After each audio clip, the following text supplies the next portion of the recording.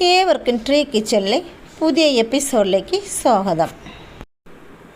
പഴം കൊണ്ട് വളരെ എളുപ്പത്തിൽ തയ്യാറാക്കാൻ സാധിക്കുന്ന രുചികരമായ സ്പെഷ്യൽ ഡിഷാണ് ഇന്നിവിടെ തയ്യാറാക്കുന്നത്. ഇതെങ്ങനെയാണ് തയ്യാറാക്കുന്നത് നോക്കിയാലോ. ഇവിടെ ഇതാ നല്ല പഴുത്ത കുറച്ച് പഴം എടുത്തിട്ടുണ്ട്. ഇതിനെ മിക്സിയിൽ നന്നായി ബ്ലെൻഡ് ചെയ്തെടുക്കാം. അതോടൊപ്പം 2 കപ്പ് ഗോതമ്പ് മാവ് എടുത്തിട്ടുണ്ട്. ഇതിലേക്ക് ബ്ലെൻഡ് ചെയ്തെടുത്ത പഴം ചേർത്ത് കൊടുക്കാം.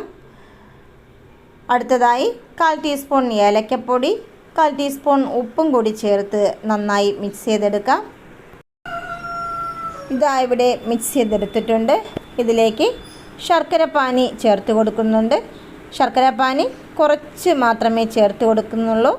ഇത് ചെറിയ ഉരുളകളാക്കി ചപ്പാത്തി മാവിൻ്റെ പരുവത്തിൽ കുഴച്ചെടുക്കണം. അതിനാൽ കുറച്ച് ശർക്കരപ്പാനി, 1/2 ഗ്ലാസ് ശർക്കരപ്പാനിയാണ് ചേർത്ത് കൊടുത്തിട്ടുള്ളത്. ഇതാ ഇവിടെ ചേർത്ത് കൊടുത്ത് മാവ് നന്നായി കുഴച്ചെടുത്തിട്ടുണ്ട്. ഇതിനെ ചെറിയ ഉരുളകളാക്കി എടുക്കാം.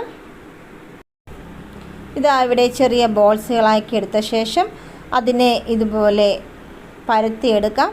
പരത്തിയെടുത്ത് ഇതിലേക്ക് തേങ്ങ, ശർക്കരപ്പൊടി ഇവ ചേർത്ത് കൊടുക്കാം. ഇവയും കൂടി ചേർത്ത് നന്നായി ഉരുട്ടിയെടുക്കാം. വീണ്ടും ഇതിനെ ചെറിയ ഉരുളകളാക്കി എടുക്കാം. ഫില്ലിംഗ് നിറച്ച ശേഷം ചെറിയ ബോൾസുകളാക്കി എടുക്കാം.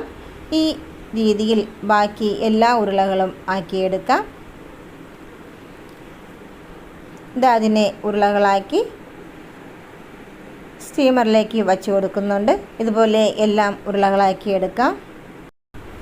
ഇതാ ഇവിടെ എല്ലാ മാവും ഫില്ലിംഗ് നിറച്ച് ഉരുളകളാക്കി എടുത്തിട്ടുണ്ട്.